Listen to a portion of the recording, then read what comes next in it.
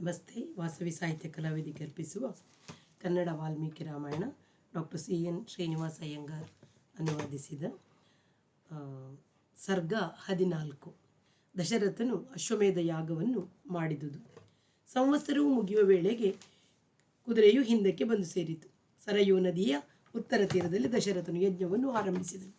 ಮಹಾತ್ಮನಾದ ಈ ರಾಜನು ಮಾಡತಕ್ಕ ಅಶ್ವಮೇಧ ಮಹಾಯಜ್ಞದಲ್ಲಿ ಬ್ರಾಹ್ಮಣ ಶ್ರೇಷ್ಠರು ಋಷ್ಯಶೃಂಗ ಋಷಿಯನ್ನು ಮುಂದಿಟ್ಟುಕೊಂಡು ಯಜ್ಞ ಕರ್ಮಗಳನ್ನು ಆರಂಭಿಸಿದರು.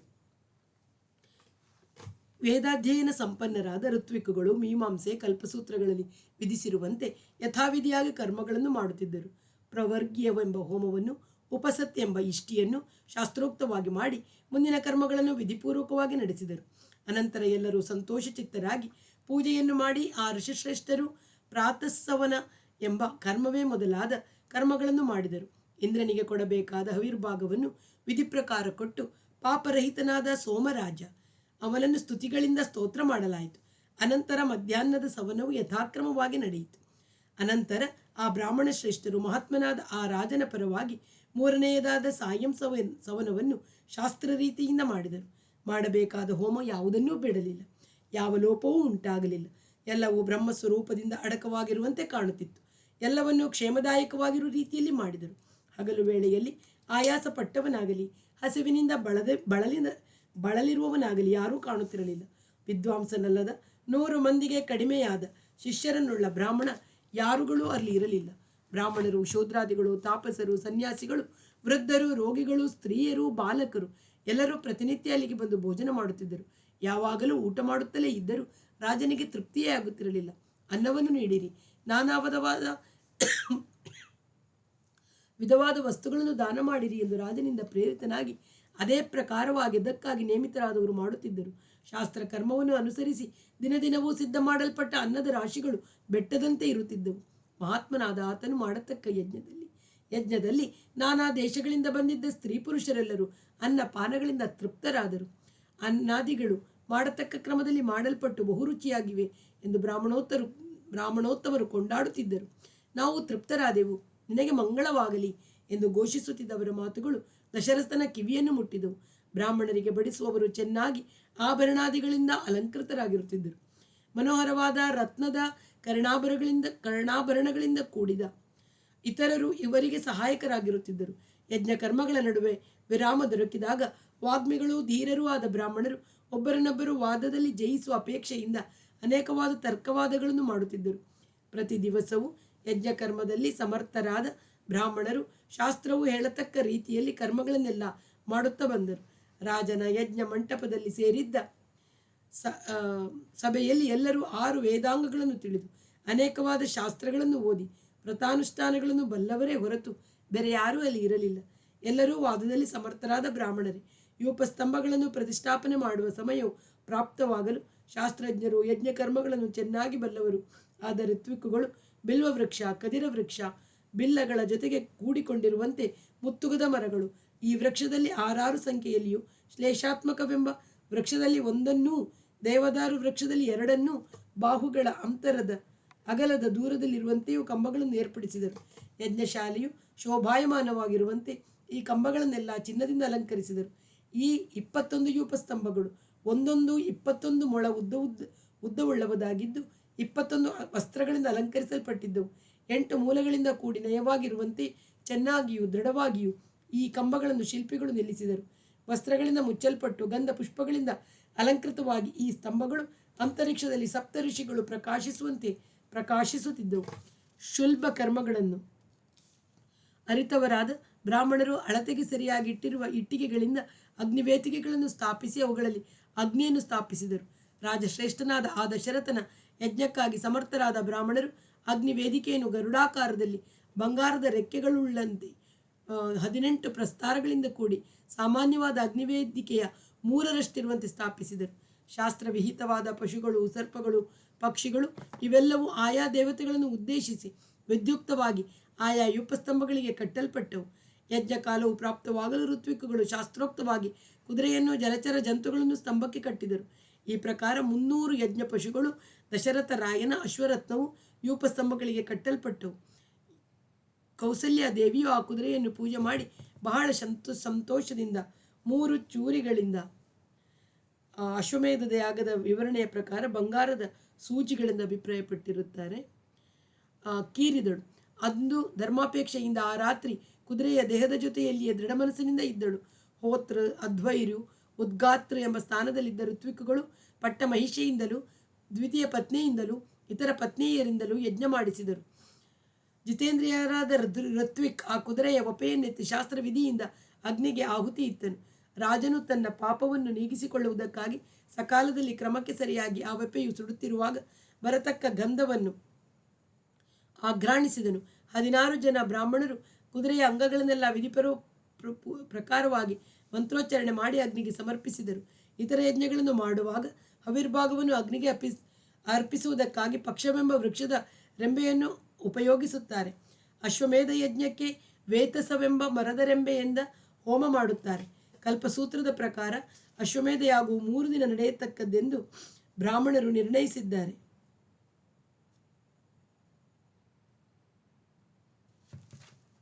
ಇದರ ಮೊದಲನೆಯ ದಿನ ಮಾಡತಕ್ಕದ್ದು ಚತುಷ್ಟೋಮವೆಂದು, 2ನೆಯ ದಿನ ಯಾಗವು ಉಕ್ತವೆಂದು, 3ನೆಯ ದಿನ ಆಚರಿಸಲ್ಪಡುವುದು ಅತಿರಾತ್ರವೆಂದು ಹೇಳಲ್ಪಟ್ಟಿದೆ.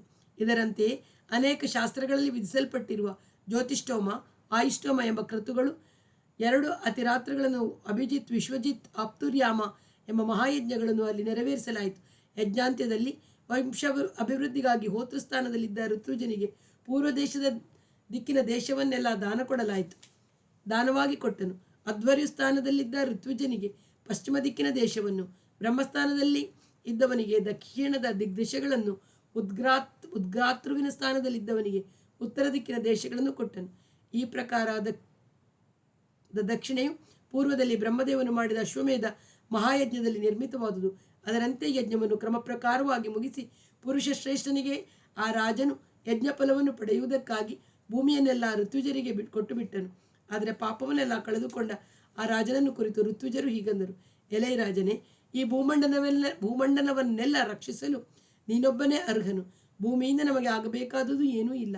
ಅದನ್ನು ಪಾಲಿಸಲು ನಾವು ಶಕ್ತರೂ ಅಲ್ಲ. ನಾವು ನಿತ್ಯವೂ ವೇದಾಧ್ಯಯನದಲ್ಲಿ ನಿರತರಾದವರು. ಇದಕ್ಕೆ ಬದಲಾಗಿ ಏನಾದರೂ ಸ್ವಲ್ಪ ದ್ರವ್ಯವನ್ನು ನಮಗೆ ಕೊಡು. ಮಣಿರತ್ನಗಳೇ ಆಗಲಿ, ಚಿನ್ನವೇ ಆಗಲಿ, ಗೋವುಗಳೇ ಆಗಲಿ, ಏನು ಸಿಕ್ಕುತ್ತವೋ ಅವನ್ನು ನಮಗೆ ಕೊಟ್ಟು ಬಿಡು. ಭೂಮಿಯಿಂದ ನಮಗೆ ಪ್ರಯೋಜನವಿಲ್ಲ.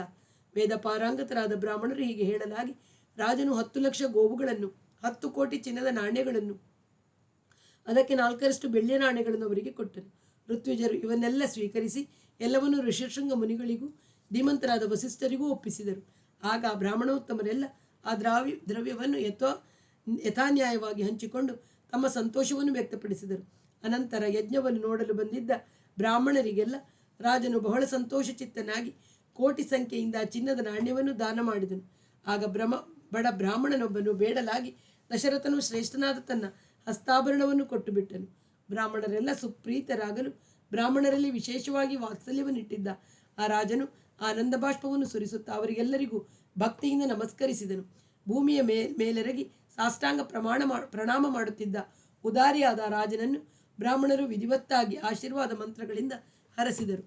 ಈ ಪ್ರಕಾರ ಪಾಪಹರವು, ಸ್ವರ್ಗಪ್ರದವು, ಸಾಮಾನ್ಯರಾದ ರಾಜರಿಗೆ ಅಸಾಧ್ಯವೂ ಆದ ಯಜ್ಞವನ್ನು ಸಾಧಿಸಿ ದಶರಥ ರಾಜನು ಬಹಳ ಸಂತೋಷ ಚಿತ್ತನಾಗಿ ಋಷ್ಯಶೃಂಗ ರುಚಿಯನ್ನು ಕುರಿತು, ಎಲೈ ತಪೋನಿಷ್ಠನೇ, ನನ್ನ ವಂಶವು ಅಭಿವೃದ್ಧಿ ಆಗುವಂತೆ ಏನನ್ನು ಮಾಡಿಸಬೇಕು ಅದನ್ನು ಮಾಡಿಸುವವನಾಗು ಎನ್ನಲು ಬ್ರಾಹ್ಮಣೋತ್ತಮನು ಹಾಗೆಯೇ ಆಗಲಿ ಎನ್ನುತ್ತಾ, ಎಲೈ ರಾಜನೇ, ನಿನ್ನ ವಂಶವರ್ಧಕರಾಗಿ 4 ಮಂದಿ ಗಂಡು ಮಕ್ಕಳು ನಿನಗೆ ಆಗುವರು ಎಂದು ನುಡಿದನು. ಮನಸ್ಸಿಗೆ ಇಂಪಾದ ಈ ಮಾತನ್ನು ಕೇಳಿ ರಾಜನು ಆತನಿಗೆ ಭಕ್ತಿಯಿಂದ ನಮಸ್ಕರಿಸಿ ಅಪಾರವಾದ ಸಂತೋಷವನ್ನು ಹೊಂದಿ ಪುನಃ ಋಷಶೃಂಗನನ್ನು ಕುರಿತು ಹೇಳುವವನಾದನು. ಅಶ್ವಮೇಧದ ಯಾಗದ ವಿವರಗಳನ್ನು, ಕ್ರಮವನ್ನು ಅರಿಯದವರು ಈ ಸರ್ಗದ ಅನೇಕ ಭಾಗಗಳನ್ನು ಅರ್ಥ ಮಾಡಿಕೊಳ್ಳುವುದು ಕಷ್ಟವಾಗಿದೆ. ಕೆಲವು ವ್ಯಾಖ್ಯಾನಕಾರರು ಈ ಸಂದರ್ಭದಲ್ಲಿ ಕೊಟ್ಟಿರುವ ಅರ್ಥವು ತುಂಬ ಚರ್ಚಾಸ್ಪದವೂ ಆಗಿ ಮನಸ್ಸಿಗೆ ಸಂಕಟಕರವೂ ಆಗಿದೆ. ಸರ್ಗ 15. ಶ್ರೀ ಮಹಾವಿಷ್ಣುವು ದೇವತೆಗಳಿಗೆ ಅಭಯವನ್ನಿತ್ತು ದಶರಥನಲ್ಲಿ ಪುತ್ರತ್ವವನ್ನು ಪಡೆಯಲು ಸಂಕಲ್ಪಿಸಿದುದು. ವೇದಗಳನ್ನು ಅರಿತವನು ಬುದ್ಧಿಶಾಲಿಯೂ ಆದ ಋಷಶೃಂಗನು ಸ್ವಲ್ಪ ಹೊತ್ತು ಧ್ಯಾನಾಸಕ್ತನಾದ ನಂತರ ಧ್ಯಾನದಿಂದ ಎಚ್ಚೆತ್ತು ರಾಜನನ್ನು ಕುರಿತು ಇಂತೆಂದನು: ಎಲೈ ರಾಜನೇ, ನಿನಗೆ ಮಕ್ಕಳಾಗುವುದಕ್ಕೆ ಅಥರ್ವ ವೇದದಲ್ಲಿ ಹೇಳಿರುವ ಮಂತ್ರದಿಂದಲೂ ವಿಧಾನದಿಂದಲೂ ಸಿದ್ಧಿಸತಕ್ಕ ಪುತ್ರಕಾಮೇಷ್ಟಿ ಎಂಬ ಯಾಗವನ್ನು ನಿನ್ನಿಂದ ಮಾಡಿಸುವೆನು. ಹೀಗೆ ಹೇಳಿ ಆತನಿಗೆ ಪುತ್ರ ಸಂತಾನ ಪ್ರಾಪ್ತಿಗಾಗಿ ಪುತ್ರಕಾಮೇಷ್ಟಿ ಯಾಗವನ್ನು ಆರಂಭಿಸಿ ಮಂತ್ರೋಕ್ತವಾದ ಕರ್ಮದಿಂದ ತೇಜಸ್ವಿಯಾದ ಆ ಮುನಿಯು ಅಗ್ನಿಯಲ್ಲಿ ಹೋಮ ಮಾಡಿಸಿದನು. ಆ ಸಮಯದಲ್ಲಿ ದೇವತೆಗಳು, ಗಂಧರ್ವರು, ಸಿದ್ಧರು, ಮಹರ್ಷಿಗಳು ಅವರವರ ಹವಿರ್ಭಾಗವನ್ನು ಸ್ವೀಕರಿಸುವುದಕ್ಕಾಗಿ ಯಥಾವಿಧಿಯಿಂದ ಯಜ್ಞಶಾಲೆಯಲ್ಲಿ ಬಂದು ಸೇರಿದರು. ದೇವತೆಗಳೆಲ್ಲ ಯಥಾಕ್ರಮದಿಂದ ಆ ಸಭೆಯಲ್ಲಿ ಬಂದು ಸೇರಿ ಲೋಕ ಸೃಷ್ಟಿಗೆ ಕರ್ತನಾದ ಬ್ರಹ್ಮದೇವನನ್ನು ಕುರಿತು ಮಹತ್ವಪೂರಿತವಾದ ಮಾತುಗಳನ್ನು ಆಡಿದರು. ಎಲೈ ಭಗವಾನ್, ರಾವಣನೆಂಬ ರಾಕ್ಷಸನು ನಿನ್ನ ವರಪ್ರಸಾದದಿಂದ ನಮ್ಮೆಲ್ಲರನ್ನೂ ಹಿಂಸಿಸುತ್ತಿದ್ದಾನೆ. ಅವನಿಗೆ ಶಿಕ್ಷೆ ವಿಧಿಸುವುದಕ್ಕೆ ನಮಗೆ ಸಾಮರ್ಥ್ಯ ಸಾಲದು. ಎಲೈ ಪೂಜ್ಯರೇ, ಹಿಂದೆ ನೀನು ಅವನಲ್ಲಿ ಪ್ರೀತನಾಗಿ ವರವನ್ನು ಕೊಟ್ಟಿರುತ್ತೀಯೇ. ಅದಕ್ಕಾಗಿ ಆತನನ್ನು ನಿತ್ಯವೂ ಗೌರವಿಸುತ್ತಾ ಆತನು ಮಾಡಿದುದನ್ನೆಲ್ಲ ಸಹಿಸಿಕೊಂಡಿದ್ದೇವೆ. ಆತನು 3 ಲೋಕಗಳನ್ನು ಹೆದರಿಸುತ್ತಿದ್ದಾನೆ. ದುರ್ಬುದ್ಧಿಯುಳ್ಳವನಾಗಿ ಶ್ರೇಷ್ಠರಾದ ದೇವತೆಗಳನ್ನು, ಪ್ರಮುಖರಾದ ಮಹರ್ಷಿಗಳನ್ನು ದ್ವೇಷಿಸುತ್ತಿದ್ದಾನೆ. ದೇವಲೋಕಕ್ಕೆ ರಾಜನಾದ ಇಂದ್ರನನ್ನು ರಾಜ್ಯಚ್ಯುತನನ್ನಾಗಿ ಮಾಡಬೇಕೆಂದು ಇಚ್ಛಿಸುತ್ತಾನೆ. ನಿನ್ನ ವರದಾನದಿಂದ ಮೈಮರೆತು ಮಹಾಪರಾಕ್ರಮಿಯಾದ ಆತನು ಯಾರಿಂದಲೂ ಜಯಿಸಲು ಸಾಧ್ಯವಾಗದೆ ಋಷಿಗಳನ್ನು, ಯಕ್ಷರನ್ನು, ಗಂಧರ್ವರನ್ನು, ಅಸುರರನ್ನು, ಬ್ರಾಹ್ಮಣರನ್ನು ಬಾಧಿಸುತ್ತಿದ್ದಾನೆ. ಆತನ ಬಳಿಗೆ ಸೂರ್ಯನು ಹೆಚ್ಚಾದ ಶಾಖವನ್ನು ಬೀರುವುದಿಲ್ಲ, ಗಾಳಿಯು ವೇಗದಿಂದ ಬೀಸುವುದಿಲ್ಲ, ತರಂಗವಾದ ಅಲೆಗಳ ಏರಿಳಿತದಿಂದ ಕೂಡಿದ ಸಮುದ್ರವು ಆತನನ್ನು ಕಂಡರೆ ನಿಶ್ಚಲವಾಗಿ ನಿಲ್ಲುತ್ತದೆ. ಆದ್ದರಿಂದ ಘೋರರೂಪಿಯಾದ ಆ ರಾಕ್ಷಸನಿಂದ ನಮಗೆ ಮಹದ್ ಭಯ ಉಂಟಾಗಿದೆ. ಎಲೈ ಭಗವನ್, ಆತನ ವಧೆಗೆ ತಕ್ಕ ಉಪಾಯವನ್ನು ಮಾಡುವವನಾಗು. ದೇವತೆಗಳು ಹೀಗೆಲ್ಲ ಪ್ರಾರ್ಥಿಸಲು ಬ್ರಹ್ಮದೇವನು ಸ್ವಲ್ಪ ಯೋಚಿಸಿ ಹೀಗೆಂದನು. ಒಳ್ಳೆಯದು, ದುರಾತ್ಮನಾದ ಆತನ ವಧೆಗೆ ಉಪಾಯವು ತಿಳಿಯಿತು. ಆತನು ವರವನ್ನು ಬೇಡಿದಾಗ ಗಂಧರ್ವರಿಂದಲೂ ಯಕ್ಷರಿಂದಲೂ ದೇವ ದಾನವರಿಂದಲೂ ತಾನು ಅವಧ್ಯನಾಗಬೇಕೆಂದು ವರವನ್ನು ಬೇಡಿದನು. ಹಾಗೆ ಆಗಲೆಂದು ನಾನು ವರವನ್ನು ಕೊಟ್ಟೆನು. ವರವನ್ನು ಬೇಡಿದಾಗ ಆ ರಾಕ್ಷಸನು ತಿರಸ್ಕಾರ ಭಾವದಿಂದ ಮನುಷ್ಯರ ಹೆಸರನ್ನು ಹೇಳಿರಲಿಲ್ಲ. ಆದ್ದರಿಂದ ಆತನು ಮನುಷ್ಯನಿಂದ ವಧ್ಯನಾಗುವನು. ಆತನಿಗೆ ಮತ್ತೆ ಯಾರಿಂದಲೂ ಮರಣವಿಲ್ಲ. ಬ್ರಹ್ಮದೇವನು ಸ್ಪಷ್ಟವಾಗಿ ತಿಳಿಸಿದ ಈ ಪ್ರೇಯವಾರ್ತೆಯನ್ನು ಕೇಳಿದ ದೇವತೆಗಳು, ಮಹರ್ಷಿಗಳು ಎಲ್ಲರೂ ಹರ್ಷಿತರಾದರು. ಆ ಸಮಯಕ್ಕೆ ಸರಿಯಾಗಿ ಶಂಖಚಕ್ರ ಗದೆಗಳನ್ನು ಹಸ್ತದಲ್ಲಿ ಹಿಡಿದು ಪೀತಾಂಬರಧಾರಿಯಾಗಿ ತೇಜೋಮೂರ್ತಿಯು ಜಗನ್ನಾಥನೂ ಆದ ಶ್ರೀಮನ್ನಾರಾಯಣನಲ್ಲಿಗೆ ಕಾಣಿಸಿಕೊಂಡು ಬ್ರಹ್ಮನ ಸಮೀಪದಲ್ಲಿ ಸೌಮ್ಯ ರೂಪದಿಂದ ಬಂದು ನಿಂತನು. ದೇವತೆಗಳೆಲ್ಲರೂ ನಮ್ರತೆಯಿಂದ ಆತನನ್ನು ಸ್ತೋತ್ರ ಮಾಡಿ ಹೇಳಿದರು. ಎಲೈ ಮಹಾವಿಷ್ಣುವೆ, ಲೋಕಗಳಿಗೆಲ್ಲ ಹಿತವನ್ನು ಉಂಟು ಮಾಡುವ ಉದ್ದೇಶದಿಂದ ನಿನ್ನನ್ನು ಒಂದು ಕೆಲಸದಲ್ಲಿ ನೀನು ನಿಯೋಗಿಸಬೇಕೆಂದು ಇರುವೆವು. ಅಯೋಧ್ಯಾಪತಿಯಾದ ದಶರಥನು ಧರ್ಮಜ್ಞನಾಗಿ, ಉದಾರಿಯಾಗಿ, ಮಹರ್ಷಿಯಂತೆ ತೇಜೋವಂತನಾಗಿ ಸಮರ್ಥನಾಗಿರುವನಷ್ಟೇ. ಆತನ 3 ಹೆಂಡಿರು, ಲಜ್ಜೆ, ಸಂಪತ್ತು, ಕೀರ್ತಿ ಇವುಗಳು ಮೂರ್ತಿಭವಿಸಿದಂತೆ ಇರುವರಷ್ಟೇ. ನೀನು ನಿನ್ನನ್ನು 4 ವಿಧಗಳಲ್ಲಿ ವಿಭಾಗಿಸಿಕೊಂಡು ಅವರಲ್ಲಿ ಪುತ್ರತ್ವವನ್ನು ಹೊಂದಿ ಅವತರಿಸು. ಅವರಲ್ಲಿ ನೀನು ಮನುಷ್ಯ ರೂಪದಿಂದ ಅವತರಿಸಿ ಲೋಕಕಂಟಕನಾಗಿ ದೇವತೆಗಳಿಗೆ ಅವಧ್ಯನಾಗಿರಿ. ಹೆಚ್ಚಿರುವ ರಾವಣನನ್ನು ಯುದ್ಧದಲ್ಲಿ ಜಯಿಸು. ರಾಕ್ಷಸನಾದ ಆ ರಾವಣನು ಮೂರ್ಖತೆಯಿಂದಲೂ ಬಲದರ್ಪದಿಂದಲೂ ಕೂಡಿ ದೇವತೆಗಳನ್ನು, ಗಂಧರ್ವರನ್ನು, ಸಿದ್ಧರನ್ನು, ಋಷಿಶ್ರೇಷ್ಠರನ್ನು ಹಿಂಸಿಸುತ್ತಿದ್ದಾನೆ. ಕ್ರೂರಿಯಾದ ಆತನು ಋಷಿಗಳನ್ನು ನಂದನವನದಲ್ಲಿ ವಿಹರಿಸುವ ಗಂಧರ್ವರನ್ನು, ಅಪ್ಸರರನ್ನು ಹಿಂಸೆಪಡಿಸುತ್ತಿದ್ದಾನೆ. ಆತನ ವಧೆಗೋಸ್ಕರವೇ ಬಂದಿರುವ ನಾವುಗಳು, ಈ ಋಷಿಗಳು, ಸಿದ್ಧ, ಗಂಧರ್ವ, ಯಕ್ಷರು ನಿನ್ನಲ್ಲಿ ಶರಣು ಹೋಗಿರುವೆವು. ಎಲೈ ಶತ್ರು ಸಂಹಾರಕನೇ, ನಮ್ಮೆಲ್ಲರಿಗೂ ನೀನೇ ಸರ್ವೋತ್ಕೃಷ್ಟನಾದ ಗತಿಯಾಗಿರುವೆ. ದೇವತೆಗಳಿಗೆ ಶತ್ರುಗಳಾಗಿರುವವರನ್ನು ವಧಿಸುವುದಕ್ಕಾಗಿ ನರಲೋಕದಲ್ಲಿ ಅವತರಿಸುವ ಮನಸ್ಸು ಮಾಡು. ದೇವಶ್ರೇಷ್ಠನು, ದೇವತೆಗಳಿಗೆಲ್ಲ ಒಡೆಯನು, ಸರ್ವಲೋಕ ನಮಸ್ಕೃತನೂ ಆದ ವಿಷ್ಣುವು ಹೀಗೆ ಪ್ರಾರ್ಥಿಸಲ್ಪಟ್ಟವನಾಗಿ ಧರ್ಮದಲ್ಲಿ ನಿರತನಾದ ಬ್ರಹ್ಮನೇ ಮೊದಲಾದ ದೇವತೆಗಳೆಲ್ಲರನ್ನೂ ಕುರಿತು ಹೇಳುವವನಾದನು. ಇನ್ನು ಮೇಲೆ ಈ ಭಯವನ್ನು ಬಿಡಿರಿ, ನಿಮಗೆಲ್ಲರಿಗೂ ಮಂಗಳವಾಗಲಿ. ದೇವತೆಗಳಿಗೂ ಋಷಿಗಳಿಗೂ ಭಯವನ್ನು ಉಂಟು ಮಾಡುತ್ತಿರುವ ದುರಾತ್ಮನಾದ ರಾವಣನನ್ನು ಲೋಕಹಿತಕ್ಕಾಗಿ ಮಕ್ಕಳು, ಮೊಮ್ಮಕ್ಕಳು, ಮಂತ್ರಿಗಳು, ಮಿತ್ರರು, ಜ್ಞಾತಿಗಳು, ಬಂಧುಗಳೊಡನೆ ಯುದ್ಧದಲ್ಲಿ ಕೊಂದು 11,000 ವರ್ಷಗಳ ಕಾಲ ಭೂಮಿಯನ್ನು ಪಾಲಿಸುತ್ತಾ ಮನುಷ್ಯ ಲೋಕದಲ್ಲಿ ವಾಸಿಸುವೆನು. ಆತ್ಮಸ್ವರೂಪಿಯಾದ ಶ್ರೀ ವಿಷ್ಣುವು ಹೀಗೆ ದೇವತೆಗಳಿಗೆ ವರವನ್ನು ಕೊಟ್ಟು ಮನುಷ್ಯ ರೂಪವನ್ನು ತಾಳಿ ತಾನು ಅವತರಿಸಲು ಯೋಗ್ಯವಾದ ಜನ್ಮಸ್ಥಾನವನ್ನು ಕುರಿತು ಯೋಚಿಸಿದನು. ಆಗ ಪದ್ಮಪತ್ರಗಳಂತೆ ಕಣ್ಣುಗಳುಳ್ಳ ವಿಷ್ಣುವು ತನ್ನನ್ನು 4 ವಿಧಗಳಲ್ಲಿ ಭಾಗ ಮಾಡಿಕೊಂಡು ದಶರಥ ರಾಜನನ್ನು ತಂದೆಯನ್ನಾಗಿ ಪಡೆಯಬೇಕೆಂದು ಸಂಕಲ್ಪ ಮಾಡಿದನು. ಆಗ ದೇವತೆಗಳು, ಗಂಧರ್ವರು, ಏಕಾದಶ ರುದ್ರರು, ಅಪ್ಸರಸ್ಸುಗಳು ಶ್ರೀಮನ್ನಾರಾಯಣನ ದಿವ್ಯ ಸ್ವರೂಪವನ್ನು ವರ್ಣಿಸತಕ್ಕ ಸ್ತೋತ್ರಗಳಿಂದ ಆ ಮಧುಸೂದನನನ್ನು ಸ್ತೋತ್ರ ಮಾಡಿದರು. ಸ್ತೋತ್ರವನ್ನು ಮಾಡಿ ವಿಷ್ಣುವನ್ನು ಕುರಿತು, ಎಲೈ ಪ್ರಭುವೆ, ಉಗ್ರ ಪರಾಕ್ರಮಿಯಾಗಿ ಬಲದರ್ಪಗಳಿಂದ ಕೂಡಿ ತಪಸ್ವಿಗಳಿಗೆಲ್ಲ ಕಂಟಕ ಪ್ರಾಯನಾಗಿ ಭಯೋತ್ಪಾದಕನಾಗಿರುವ ಇಂದ್ರಶತ್ರುವಾದ ಆ ರಾವಣನನ್ನು ಸಂಹಾರ ಮಾಡು. ಅಧಿಕವಾದ ಪರಾಕ್ರಮವನ್ನು ಹೊಂದಿ ಲೋಕವನ್ನೆಲ್ಲ ಆಳುತ್ತಿರುವ ಆ ರಾವಣನನ್ನು, ಆತನ ಬಂಧುಗಳನ್ನು, ಆತನ ಸೇನೆಯನ್ನು ಕೊಂದು ಸಾಧು ಜನಗಳ ತಾಪವನ್ನು ನಿವಾರಿಸಿ ಪಾಪ ದೋಷಗಳಿಗೆ ದೂರವಾಗಿರತಕ್ಕ ಅಜ್ಞಾನಗಳಿಂದ ಪ್ರವೇಶಿಸಲು ಅಸಾಧ್ಯವಾದ ನಿನ್ನ ಲೋಕಕ್ಕೆ ಹೋಗಿ ಬಾ ಎಂದರು. ದಶರಥನು ದೇವತೆಗಳಿಂದ ಸರ್ಗ 16. ದಶರಥನು ದೇವತೆಗಳಿಂದ ದತ್ತವಾದ ಪಾಯಸವನ್ನು ಪಡೆದು ತನ್ನ ಪತ್ನಿಯರಿಗೆ ಹಂಚಿದುದು. ಆಗ ನಾರಾಯಣ ದೇವನು ದೇವತೆಗಳಿಂದ ರಾವಣವಧೆಗಾಗಿ ಪ್ರಾರ್ಥಿಸಲ್ಪಟ್ಟವನಾಗಿ ಮುಂದೇನು ಮಾಡಬೇಕೆಂಬುದನ್ನು ತಾನು ಬಲ್ಲವನಾದರೂ ದೇವತೆಗಳನ್ನು ಕುರಿತು ಮಧುರವಾದ ಈ ಮಾತುಗಳನ್ನು ಆಡಿದನು. ದುರಾತ್ಮನಾದ ಆ ರಾವಣನ ವಧೆಗೆ ನಾನು ಏನು ಉಪಾಯ ಮಾಡಲಿ? ಯಾವ ಸಾಧನವನ್ನು ಹೊಂದಿ ನಾನು ಆ ಋಷಿಕಂಟಕನನ್ನು ಕೊಲ್ಲಲಿ? ಹೀಗೆ ಹೇಳಿದ ಶಾಶ್ವತನಾದ ಆ ವಿಷ್ಣುವನ್ನು ಕುರಿತು ದೇವತೆಗಳೆಲ್ಲರೂ, ಎಲೈ ಶತ್ರು ಸಂಹಾರಕನೇ, ಮನುಷ್ಯ ಶರೀರವನ್ನು ತಾಳಿ ರಾವಣನನ್ನು ಯುದ್ಧದಲ್ಲಿ ಕೊಲ್ಲುವವನಾಗು. ರಾವಣನು ಹಿಂದೆ ದೀರ್ಘಕಾಲ ತೀವ್ರವಾಗಿ ತಪಸ್ಸು ಮಾಡಿದನು. ಸೃಷ್ಟಿಕರ್ತನು ಆದಿಯಲ್ಲಿ ಉದ್ಭವನಾದರೂ ಆದ ಬ್ರಹ್ಮದೇವನು ಆತನ ತಪಸ್ಸಿನಿಂದ ಸಂತುಷ್ಟನಾಗಿ ಮನುಷ್ಯನ ಹೊರತು ಮತ್ತೆ ಬೇರೆ ಯಾವ ಪ್ರಾಣಿಯಿಂದಲೂ ನಿನಗೆ ಮರಣ ಭಯವಿಲ್ಲ ಎಂದು ಆ ರಾಕ್ಷಸನಿಗೆ ವರವನ್ನು ಕೊಟ್ಟನು. ವರದಾನ ಸಮಯದಲ್ಲಿ ರಾವಣನು ಮನುಷ್ಯರ ಹೆಸರನ್ನೆತ್ತದೆ ಅವರನ್ನು ಅವಮಾನಪಡಿಸಿದನು. ಈ ಪ್ರಕಾರ ಆತನು ಬ್ರಹ್ಮದೇವನಿಂದ ವರವನ್ನು ಪಡೆದು ಗರ್ವಿತನಾಗಿ 3 ಲೋಕವನ್ನು ನಾಶ ಮಾಡುತ್ತಿರುವನು. ಅದು ಅಲ್ಲದೆ ಹೆಂಗಸರನ್ನು ಅಪಹರಿಸುತ್ತಿರುವನು. ಆದ್ದರಿಂದ ಆತನ ವಧೆಯು ಮನುಷ್ಯರಿಂದಲೇ ಆಗತಕ್ಕದ್ದೆಂದು ನಾವು ತಿಳಿಸಿದೆವು ಎಂದು ಉತ್ತರ ಕೊಟ್ಟರು. ದೇವತೆಗಳ ಈ ಮಾತನ್ನು ಕೇಳಿ ಆತ್ಮಸ್ವರೂಪಿಯಾದ ಶ್ರೀಮನ್ ಮಹಾವಿಷ್ಣುವು ದಶರಥನನ್ನು ತಂದೆಯನ್ನಾಗಿ ಸಂಕಲ್ಪಿಸಿದನು. ಅದೇ ಕಾಲದಲ್ಲಿ ಮಹಾತೇಜಸ್ವಿಯು ಶತ್ರುಸೂದನನೂ ಆದ ದಶರಥನ ಮಕ್ಕಳನ್ನು ಪಡೆಯುವುದಕ್ಕಾಗಿ ಪುತ್ರಕಾಮೇಷ್ಟಿ ಯಾಗವನ್ನು ಮಾಡುತ್ತಿದ್ದನು. ವಿಷ್ಣುವು ತನ್ನ ಸಂಕಲ್ಪವನ್ನು ಮಾಡಿ ಅದನ್ನು ಬ್ರಹ್ಮನಿಗೆ ಕರೆದು ಹೇಳಿ ದೇವತೆಗಳು ಮಹರ್ಷಿಗಳು ಪೂಜಿಸುತ್ತಿರುವಂತೆ ಅಲ್ಲಿ ಅಂತರ್ಧಾನನಾದನು. ಆ ಸಮಯದಲ್ಲಿ ಯಜ್ಞ ಮಾಡುತ್ತಿದ್ದ ದಶರಥನ ಅಗ್ನಿಕುಂಡದಿಂದ ಅಪರಿಮಿತ ತೇಜೋಮಯನಾಗಿ ಮಲ ಪರಾಕ್ರಮಗಳಿಂದ ಕೂಡಿರುವ ಒಬ್ಬ ಮಹಾಪುರುಷನು ಆವಿರ್ಭವಿಸಿ ಕಾಣಿಸಿಕೊಂಡನು. ಆತನು ಕಪ್ಪು ಕೆಂಪು ಮಿಶ್ರಿತವಾದ ಬಣ್ಣವುಳ್ಳ ವಸ್ತ್ರಗಳನ್ನು ಧರಿಸಿ ಕೆಂಪಾದ ಮುಖದಿಂದಲೂ ಗಂಭೀರವಾದ ಧ್ವನಿಯಿಂದಲೂ ಕೂಡಿದ್ದನು. ಆತನ ಮೈ ಕೂದಲು ಮೀಸೆಗಳು ತಲೆ ಕೂದಲು ಸಿಂಹದ ಕೂದಲಿಗಿಂತ ಗೊತ್ತಾಗಿ ಮನೋಹರವಾಗಿದ್ದವು. ಆತನು ಶಿಖರೋಪಾದಿಯಲ್ಲಿ ಎತ್ತರವಾಗಿಯೂ ಬಲವಾದ ಹುಲಿಯಂತೆ ಪರಾಕ್ರಮವುಳ್ಳವನು ಆಗಿ ಶುಭ ಲಕ್ಷಣಗಳಿಂದ ಕೂಡಿ ದಿವ್ಯ ಆಭರಣಗಳನ್ನು ತೊಟ್ಟಿದ್ದನು. ಆತನ ತೇಜಸ್ಸು ಸೂರ್ಯನ ತೇಜಸ್ಸಿನಂತೆ ಉರಿಯುತ್ತಿರುವ ಅಗ್ನಿಜ್ವಾಲೆಯಂತೆಯೇ ಇತ್ತು. ಆತನ ದಿವ್ಯವಾದ ಪಾಯಸದಿಂದ ತುಂಬಿರುವ ಒಂದು ಪಾತ್ರೆಯನ್ನು ತನ್ನ ವಿಸ್ತಾರವಾದ ಕೈಗಳ 2ಗಳಿಂದಲೂ ಹಿಡಿದೆತ್ತುಕೊಂಡು ಮಾಯಾರೂಪಿಣಿಯಾದ ಪ್ರಿಯಪತ್ನಿಯನ್ನು ತೋಳುಗಳಿಂದ ಹಿಡಿದೆತ್ತಿಕೊಂಡಿರುವವನಂತೆ ಕಾಣುತ್ತಿದ್ದನು. ಆ ಪಾತ್ರೆಯು ಶುದ್ಧವಾದ ಅಪರಂಜಿ ಚಿನ್ನವದಾಗಿತ್ತು. ಬೆಳ್ಳಿಯ ಮುಚ್ಚಳವನ್ನು ಪಡೆದಿತ್ತು. ಸುವರ್ಣ ಪಾತ್ರ ಸತ್ವಗುಣದೊಳಗಿರುವ ಅಮೃತವನ್ನು ಭಗವತ್ ಸ್ವರೂಪವನ್ನು ಪಡೆಯಲು ರಜಪಾತ್ರದ ಮುಚ್ಚಳವನ್ನು ತೆಗೆದು ಹಾಕಬೇಕು. ಆ ಮಹಾಪುರುಷನು ದಶರಥನನ್ನು ಚೆನ್ನಾಗಿ ದೃಷ್ಟಿಸಿ ನೋಡಿ, ಎಲೈ ರಾಜನೇ, ಇಲ್ಲಿ ಬಂದಿರುವ ನನ್ನನ್ನು ಪ್ರಾಜಾಪತ್ಯ ಪುರುಷ ಎಂದು ತಿಳಿ ಎಂದನು. ರಾಜನು ಕೈ ಜೋಡಿಸಿಕೊಂಡು, ಎಲೈ ಪೂಜ್ಯನೇ, ನಿನಗೆ ಸ್ವಾಗತ. ನನ್ನಿಂದ ನಿನಗೆ ಆಗಬೇಕಾದ ಕೆಲಸವೇನು ತಿಳಿಸು ಎಂದನು. ಆಗ ಪ್ರಾಜಾಪತ್ಯ ಪುರುಷನು, ಎಲೈ ರಾಜನೇ, ನೀನು ದೇವತೆಗಳನ್ನು ಪೂಜಿಸಿ ತೃಪ್ತಪಡಿಸಿದುದರ ಫಲವಾಗಿ ಇದೋ ಈ ಪಾಯಸವು ನಿನಗೆ ದತ್ತವಾಗಿದೆ. ಈ ಪಾಯಸವು ದೇವತೆಗಳಿಂದ ಮಾಡಲ್ಪಟ್ಟದ್ದು. ಇದು ವಂಶವರ್ಧನಕಾರಿಯೂ ಪುಣ್ಯಕರವೂ ಆರೋಗ್ಯವರ್ಧಕವೂ ಆದದ್ದು. ಇದನ್ನು ನೀನು ಸ್ವೀಕರಿಸು. ನಿನಗೆ ಅನುರೂಪವಾದ ಭಾರ್ಯರಿಗೆ ಇದನ್ನು ಹಂಚಿಕೊಟ್ಟು ಭುಜಿಸುವಂತೆ ಹೇಳು. ಯಾವುದಕ್ಕಾಗಿ ನೀನು ಯಜ್ಞ ಮಾಡುತ್ತಿರುವೆಯೋ ಆ ಪುತ್ರರನ್ನು ನೀನು ಅವರಲ್ಲಿ ಪಡೆಯುವೆ ಎಂದು ಉತ್ತರ ಕೊಟ್ಟನು.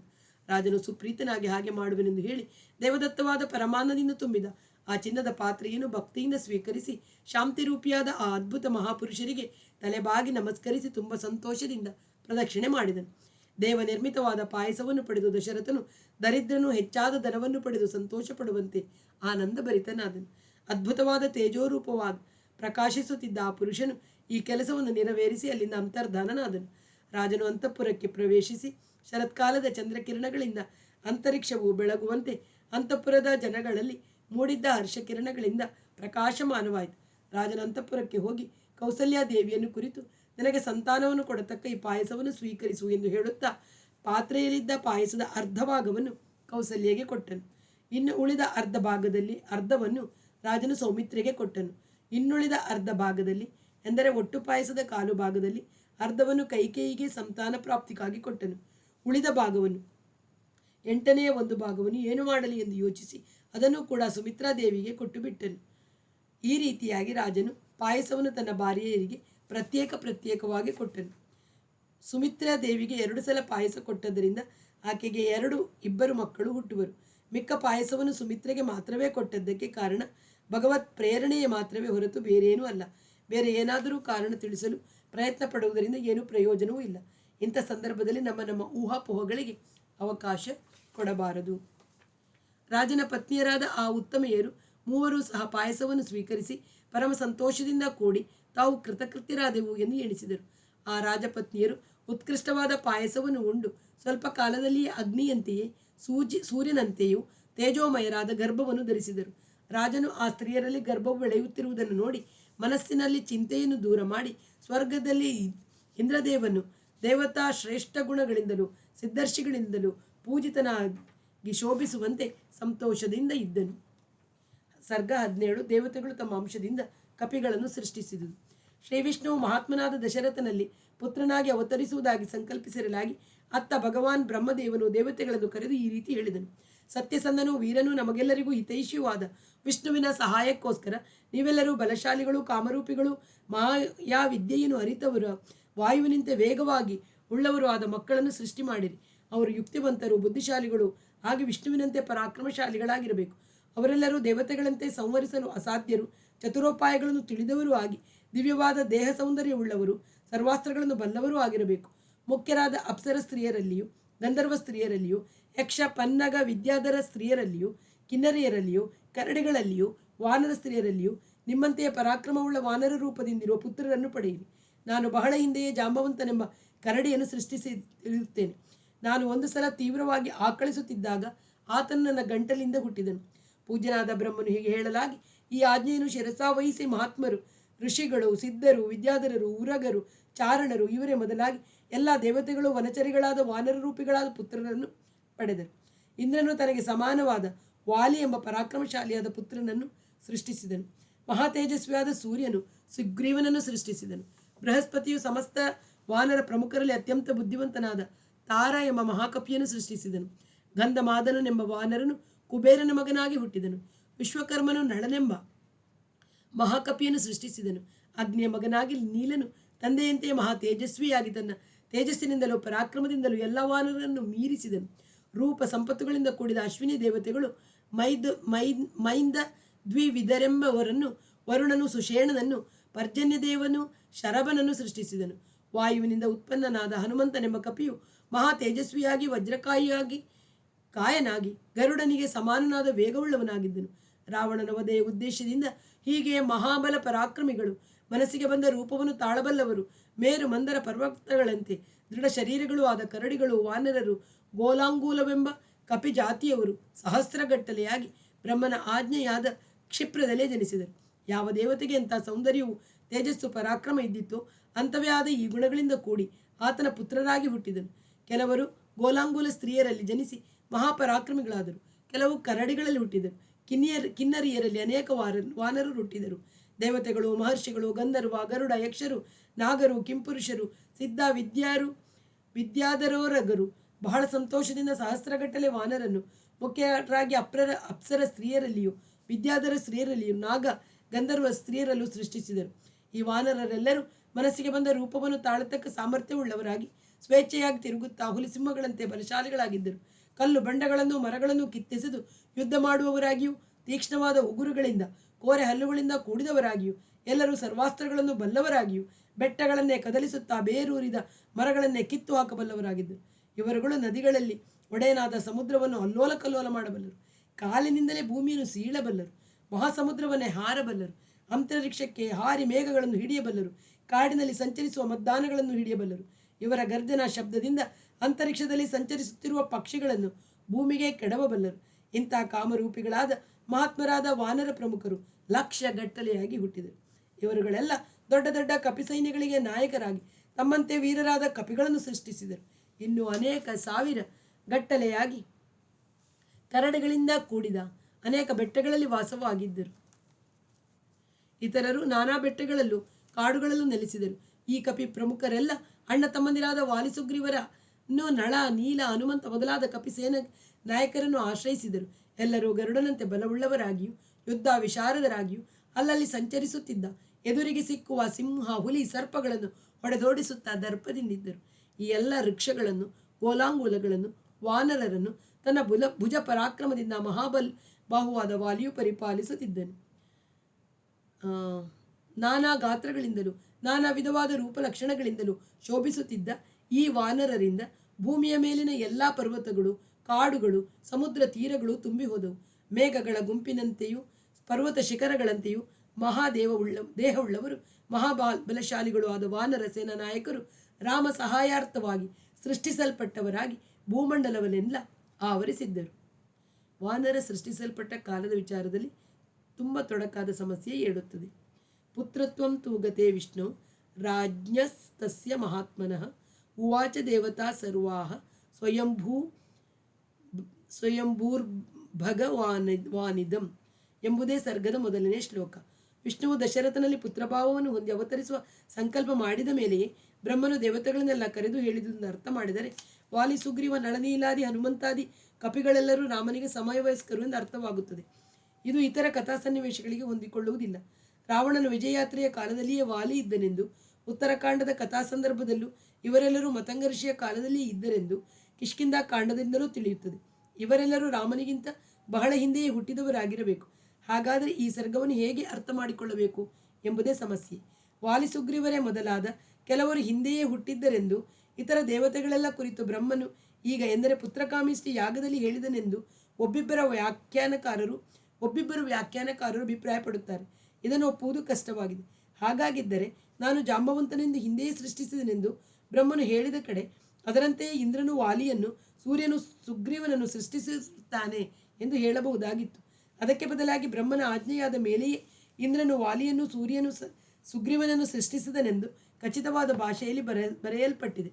ಮೇಲೆ ಹೇಳಿದ ಮೊದಲನೇ ಶ್ಲೋಕಕ್ಕೆ ಅರ್ಥವನ್ನು ವ್ಯತ್ಯಾಸ ಮಾಡಿದಲ್ಲಿ ಎಲ್ಲವೂ ಸರಿ ಹೋಗುತ್ತದೆ. ಪುತ್ರತ್ವಂತೂ ಗತೆ ವಿಷ್ಣು. ಹೀಗೆ ವಿಷ್ಣುವು ದಶರಥನ ಹೊಟ್ಟೆಯಲ್ಲಿ ಅವತರಿಸುವ ಸಂಕಲ್ಪ ಮಾಡಿದನಷ್ಟೇ.